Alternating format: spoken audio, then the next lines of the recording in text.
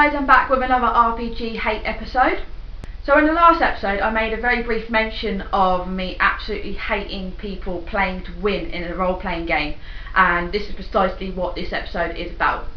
Now, I've not really been playing a lot of role-playing games or LARP for very long as compared to, say, people that I know who have been playing for 20 years plus.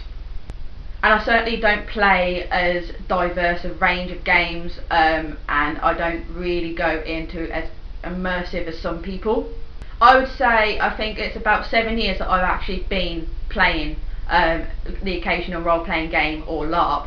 And for me it has been a journey of exploration and discovery about myself, and also about the characters that I'm choosing to play.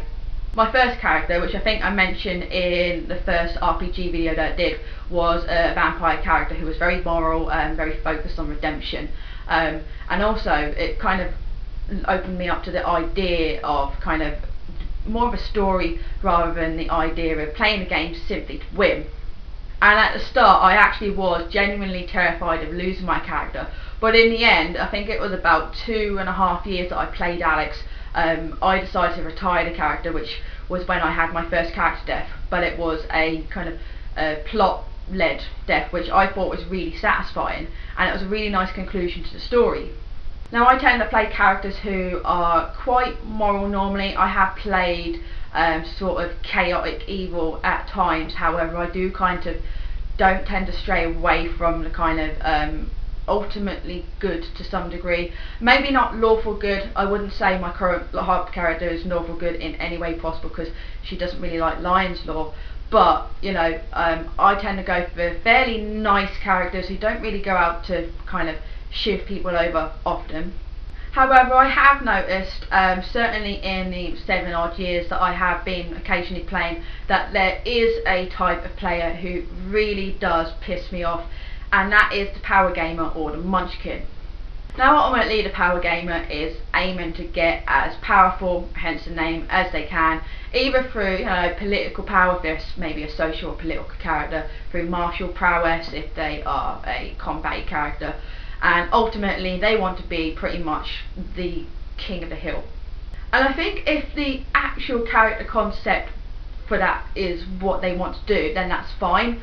However, you do find people who play characters who don't really fit that mould and yet still want to just be uber badass. Maybe it's because they actually want to get the recognition out of character, but for me it's sort of ridiculous.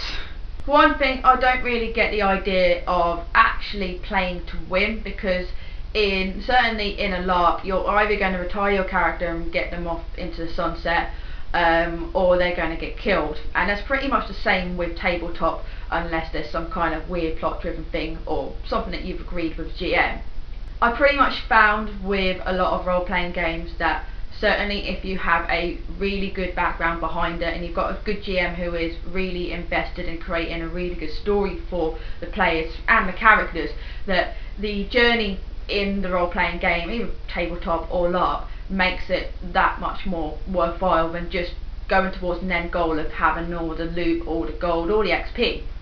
I've also found, possibly not always with power gamers, that certainly in a stat driven game, say World of Darkness, which I used to run as a LARP, people tend to do the kind of bad habit of min-maxing, so they'll have absolutely huge amounts of skill in, say, intelligence, and absolutely nothing in strength. Now, I'm not going to say that you're always going to be the best at everything, which is ultimately what a power gamer's kind of aim is, in my opinion. However, I don't always think it's kind of feasible to just be so absolutely good at, say, the ability to kind of think about academic things but not have any form of common sense whatsoever. For me, the worst thing about power gamers isn't just that they're playing to win, it's that they're willing to pretty much destroy the whole concept of anyone else cooperating with them at all. They tend to alienate quite a lot of people, unless they're really, really good at hiding the fact that they're power gamers, in which case, you know, kudos to them, but it's still pretty shitty. I think that's probably why I like co-op games rather than kind of games where it is involving a lot of direct conflict.